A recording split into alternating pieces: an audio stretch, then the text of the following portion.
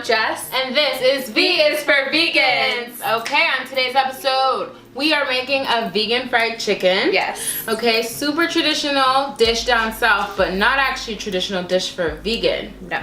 Okay, we are super excited to make this dish because it's still Black History Month. And we're gonna keep this celebration rolling. And we are super excited to make this dish for you. Super excited. This is completely different for us. So this is gonna be our first time making some sort of chicken, and we're super excited to try it. We cannot wait because we both love the taste, and we love vegan chicken that we get like when we eat out. So hopefully this is gonna be the world's best vegan fried chicken out there. And we're gonna be honest with you guys, we always are. Course, yes. So if this is a recipe that we enjoy, we really encourage you guys to make it yourselves. Hashtag V is for Vegans, share it, and you can follow us on Instagram. Yeah. It's at V is for Vegans too.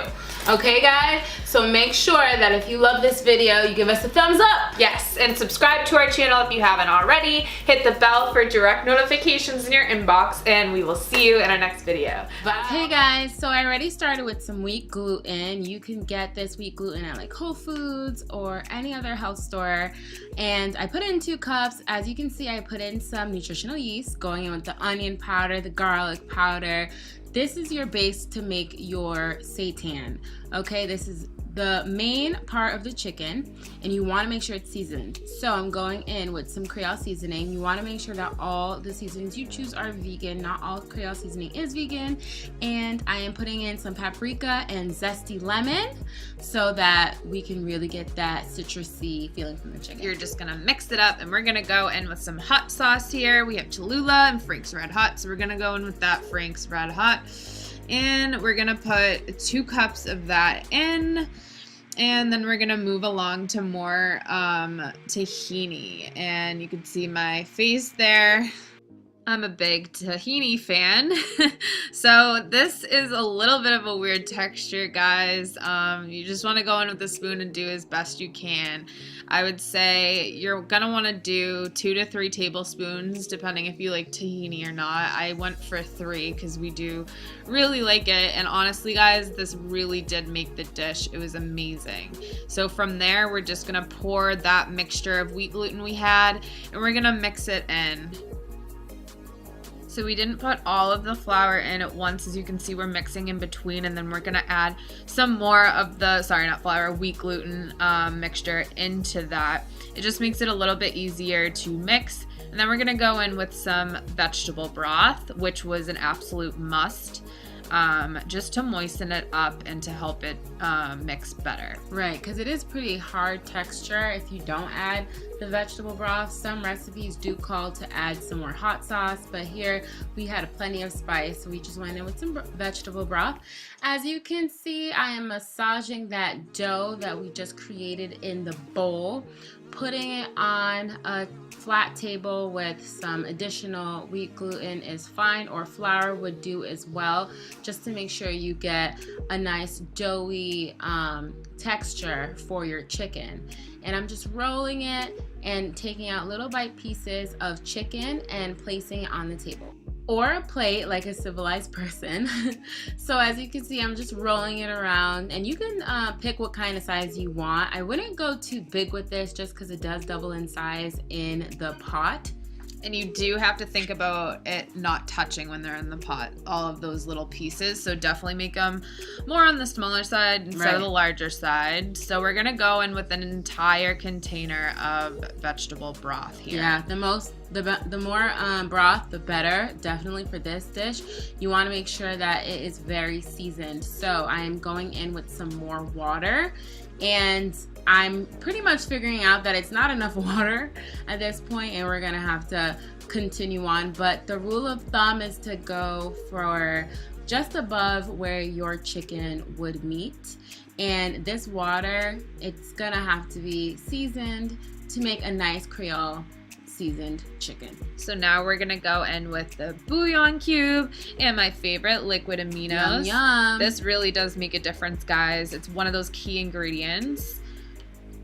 And now we're going in with Bob's Red Mill egg replacer. We're gonna do 3 tablespoons of that, and we're also gonna do 3 tablespoons of water.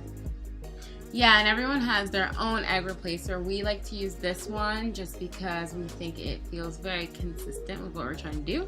I'm going in with some yellow mustard for some more flavor. You got that right. You're just gonna mix that in with the egg replacer, and we're adding some soy milk. All the measurements are gonna be in the description below this video if you guys wanna follow this exact recipe. And just for what we're doing is that yolk. Whenever you make fried chicken, you dip it in a yolk and then in a flour and then you fry it. So we're creating that yolk right now with some soy milk, some water, and some more Creole seasoning. We're going in with some hot sauce here, my favorite.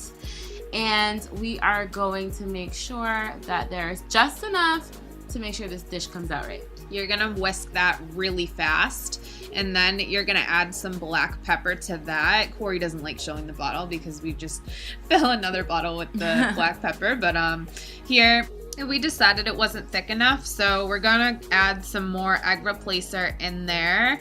Again, the measurements are down below. Corey's smiling and stirring away. We're gonna go in with some sriracha. A lot of spice in this recipe, guys. Yep, so now, like I said, you go with the yolk, you go with the flour. We are creating that flour bowl right now. Take a bowl, put some flour in there. You're gonna wanna add about 1/4 cup of cornstarch. And then you're gonna put in some Creole seasoning to your flour. This is optional, but we don't think it's optional because you need seasoning.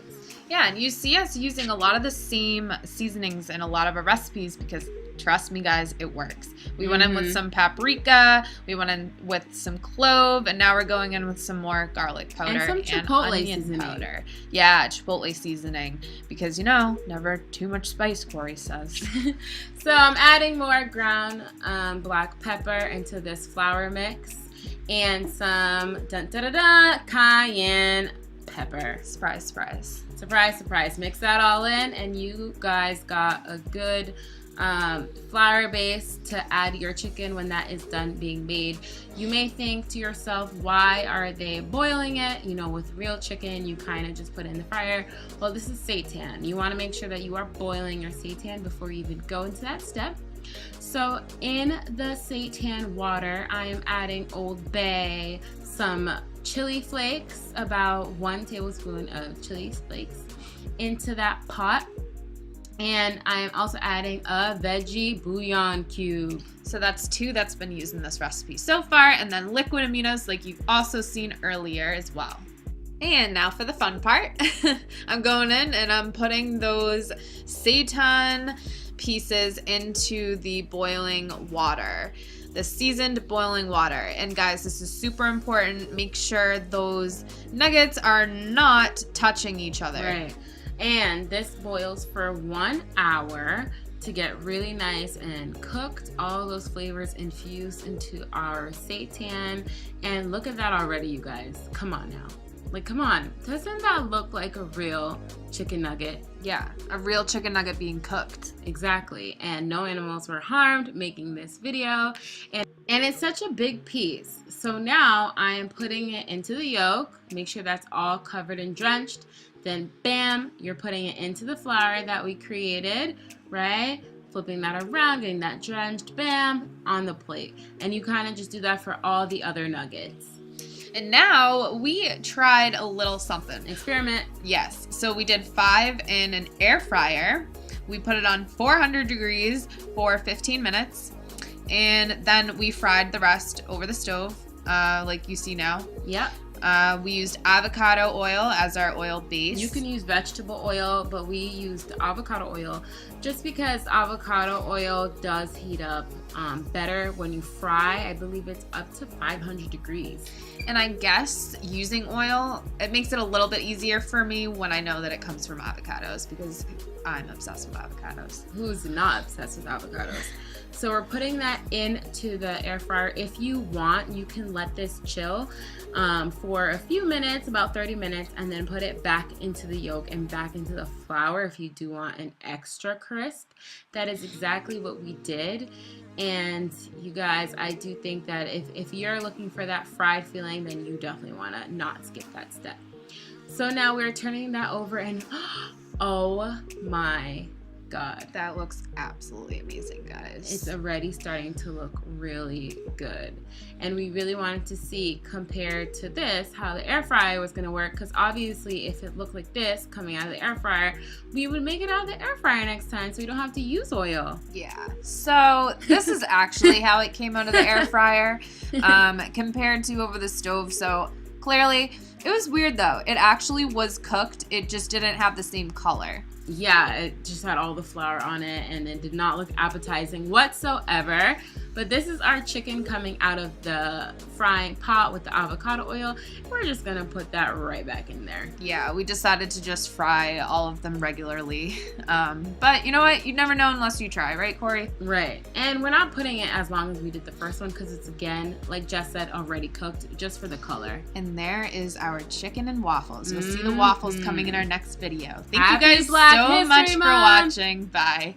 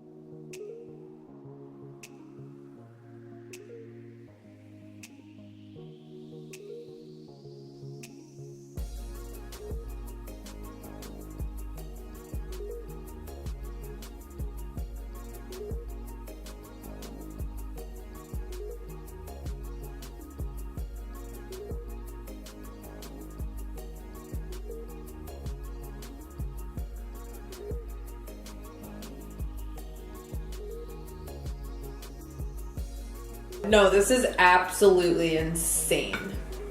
I've never been so mind blown from a recipe that we've made until now. Oh my God! This is unreal. Are we magicians? I think we're magicians. Oh my God!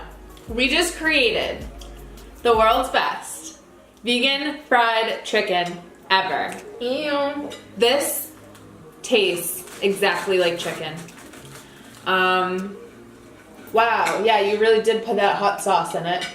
Oh yeah, totally did. It definitely has a kick to it.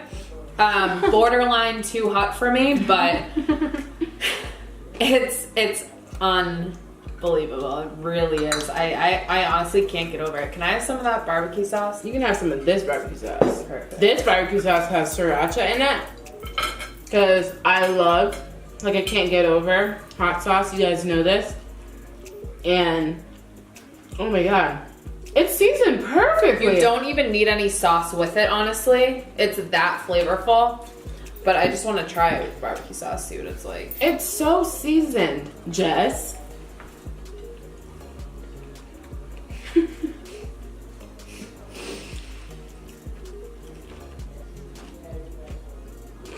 you hear that crunch? You can't make this up. It's unbelievable. It's so good. I give it a 10 out of 10, honestly. Honest to God. 10 out of 10. Mm-hmm. Oh my God. I've never had vegan fried chicken from a restaurant like this ever in my entire life. Ever. It's really seasoned. So before I was vegan, I used to have Popeyes at least once a week. Not the healthiest thing, I know this, but my family and I would literally have Popeyes at least once a week or once every 2 weeks. And I remember missing it when I would like drive by and I could smell the smell because you know it takes time to retrain your brain. But oh my God, it's so similar. It's so similar, and it's really spicy, and it's juicy. It's so juicy inside. It's so crunchy outside. So juicy inside. Oh my God. I'm thinking of ways that it could be better, and I honestly like can't think of any. I can't.